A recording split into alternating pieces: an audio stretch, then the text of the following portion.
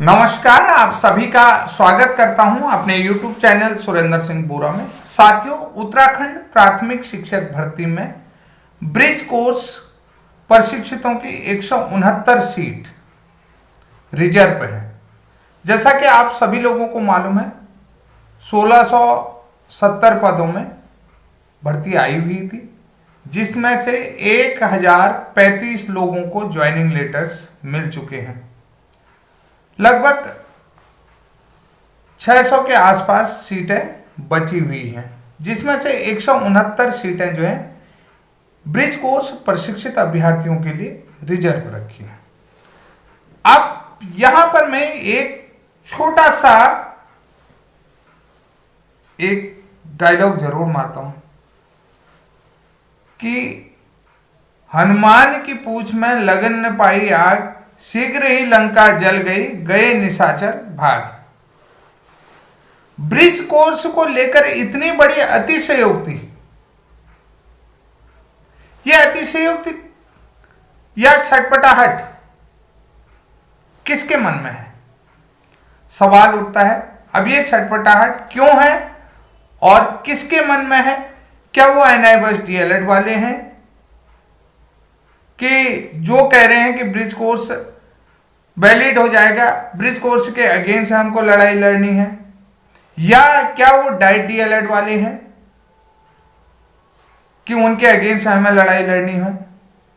कि क्या वो जो है कि अन्य राज्यों के DLED प्रशिक्षित हैं जो कि 169 ब्रिज कोर्स के अगेंस्ट उनको सुप्रीम कोर्ट में केस डालना है? या जो है कि वो उत्तर प्रदेश से DLED प्रशिक्षित अभ्यर्थी हैं? छटपटाहट किसके मन में हो सकती है? ये सवाल समझने की बात है। इस सवाल को आप समझ सकते हैं। पहला सवाल उनका उठता है कि जैसे NIBS DLED कैसे वैलिड हुआ, कि NIBS DLED कैसे वैलिड हुआ?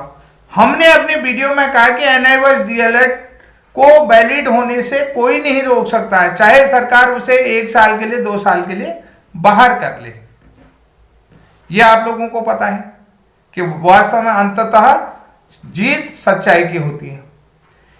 अब मैं आप लोगों को बता देता हूं, NCT के अनुसार प्राइमरी में शिक्षक कौन बनेगा? NCT की जो गाइडलाइन है उसमें प्राइमरी में शिक्षक कौन बनेगा यह आप सभी लोगों को मालूम है। वो जो है DLED होना चाहिए, वो BLED होना चाहिए, वो जो है कि इंटीग्रेटेड B.Ed होना चाहिए और D.Ed होना चाहिए, ठीक है? या जो है कि आपने निःशुल्क एवं अनिवार्य बाल शिक्षा अधिकार अधिनियम के सेक्शन 38 के अनुसार, ठीक है, उसकी क्या होनी चाहिए? क्वालिफिकेशन होनी चाहिए। जो सेक्शन 38 RT एक्ट अधिनियम 35 का सेक्शन 38 जरूर पढ़ लेना, सेक्शन 38 पढ़ लेना, उसके अनुसार क्वालिफिकेशन होनी चाहिए, जो कि RT एक्ट 2009 के मानकों को पूर्ण तरीके से फुलफिल करता हो, ठीक है? RT एक्ट के मानक क्या है और टेट के मानक क्या है? ये आपको टेट की गाइडलाइन 2011, RT एक्ट की गाइडलाइन 2009 को फुलफिल करता हो और सेक्शन 38 के अनुसार किसी भी इंस्टीट्यूशन के द्वारा प्रदत्त की गई क्वालिफिकेशन उसके पास होनी चाहिए। तो भैया, मैं पहली बात कहता हूं कि ब्रिज कोर्स हवा में आए, ठीक है? ब्रिज कोर्स हवा में नहीं आया ना। दूसरी बात है, NCT का गजट नोटिफिकेशन 2018 क्या ब्रिज कोर्स को इफेक्ट करता है? नहीं करता है, ठीक है? जो 2018 से पहले ब्रिज कोर्स प्रशिक्षित हैं उन्हें इफेक्ट करता है? नहीं करता है ना। सबसे पहली चीज अब आपको मैं बता देता हूं,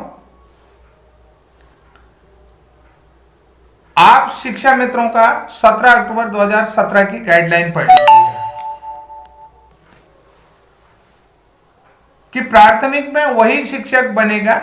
आप जो NCT की गाइडलाइन है, तो प्राथमिक में वही शिक्षक बनेगा जिसके पास प्राथमिक शिक्षक बनने के लिए मिनिमम क्वालिफिकेशन होगी। आज 2026 है। शिक्षा मित्रों को आपने देखा होगा बोनस अंक दिए हैं 12। लेकिन शिक्षा मित्रों की नियुक्ति किस आधार पर होती है? पहले उनकी मिनिमम क्वालिफिकेशन कंप्लीट की जाती है। आज की तारीख में मिनिमम क्वालिफिकेशन, एक छोटा सा संकेत दे रहा हूं, आज भी जब तक जो शिक्षा मित्र टीटी क्लियर नहीं है तो उनको शिक्षा मित्र के रूप में ही रखा जा रहा है। जैसे ही टेट क्लियर हो रहा है तो उन्हें अध्यापक के रूप में नियुक्ति दी जा रही, नहीं दी जा रही। तो वो क्या कर रहे हैं? Minimum qualification.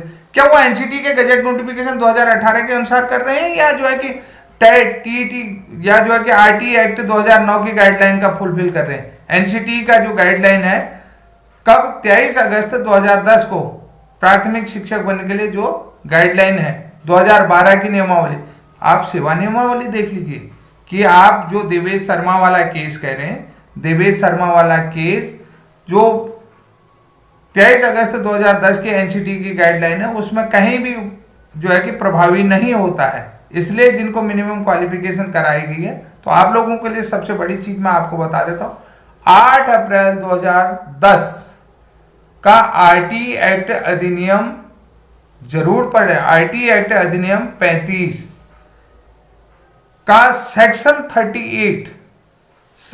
38 जरूर पढ़ लें।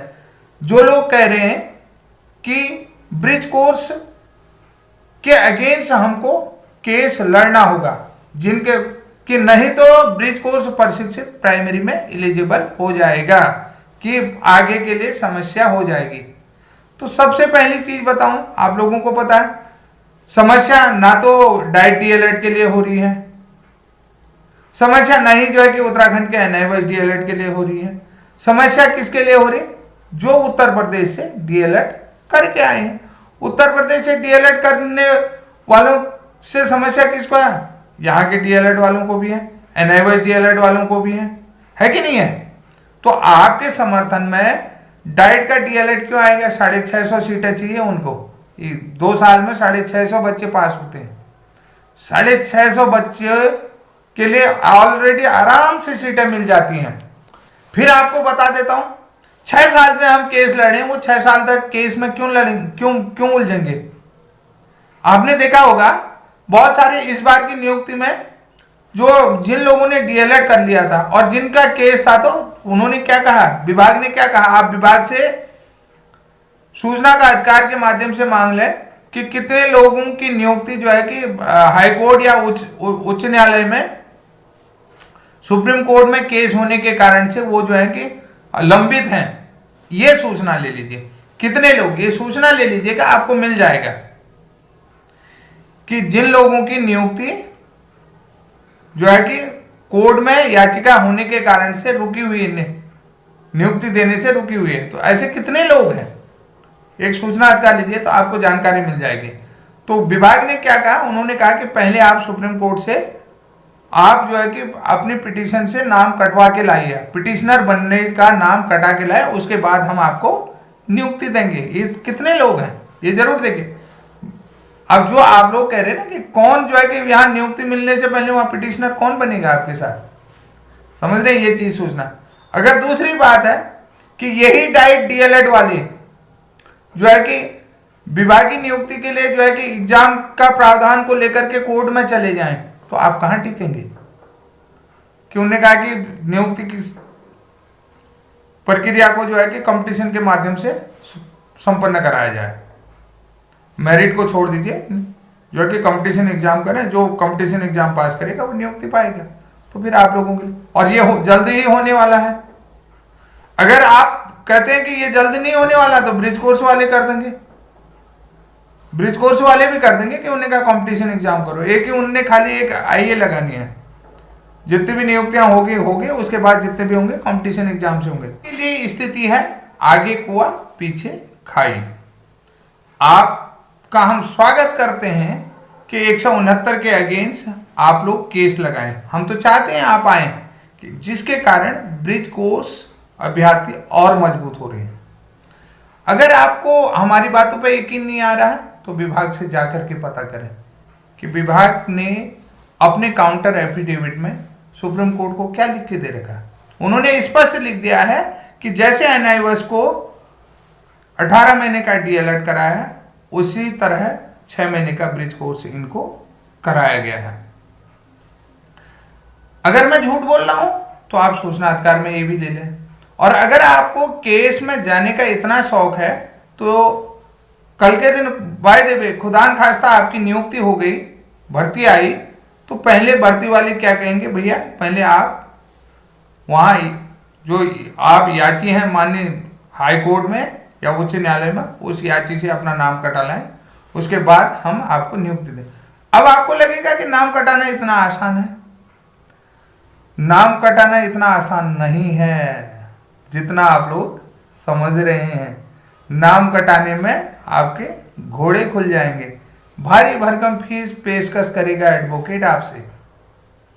हो सकता है 2 लाख मांग ले, हो सकता है 2.5 लाख मांग ले, हो सकता है 1.5 लाख मांग ले, हो सकता है सबसे कम 50,000 मांग ले। ऐसा होता है नहीं होता है? किसी एडवोकेट से जरूर पूछ लेना सलाह। वेलकम है, मैं तो वेलकम करता हूँ, सलाह मैं बता रहा हूँ इतना आसान नहीं होगा भाई साहब नाम कटाना। कि और आप कहोगे कि विभाग को कैसे पता चला? वहां से विभाग से लिस्ट आती है, काउंटर आता है, डिपार्टमेंट से काउंटर आता है, बाय नेम आता है। समझ रहे हैं? तो सबको पता है कि किसने केस लगा रखा है, कितने लोग होते हैं। आजकल जो है कि उसमें याची में लिस्ट में पूरा नाम आए रहता है। अगर हमारे केस को भी देखोगे ना उसमें हमारा भी नाम होगा। 82 नंबर पे मेरा नाम है, आप लोग देख सकते हैं अगर आपको कंफर्म नहीं हो रहा। दूसरी बात यह है कि बहुत सारे लोगों का कहना है कि अगर डीएलएड वाले मिल करके इनके विपक्ष में कोर्ट में खड़े होते हैं तो इन लोगों को जैसे तैसे वैलिड होने से रोकना है। एनसीटी का मैंने आपको गाइडलाइन बताया कि एनसीटी का गाइडलाइन क्या है प्राइमरी शिक्षक बनने के लिए। उस गाइडलाइन को बड़े ध्यान से पढ़ लें कि आप इनको वैलिड होने से रोकें, इनको बाहर करें कि बीएड वाले एलिजिबल नहीं, बीएड वाले अलग हैं और मिनिमम क्वालिफिकेशन जिनके पास है वो कब की है और आरटी एक्ट के में प्रावधान किया गया नहीं। आरटी एक्ट अमेंडमेंट 2017 जरूर पढ़ें, ठीक है। जब आरटी एक्ट 8 अप्रैल 2010 को अधिनियम बना, 9 अप्रैल 2010 को वो प्रकाशित हुआ है, तो उस अधिनियम में 23(1) जो सेक्शन 23(1) है ना उसको पढ़ लें।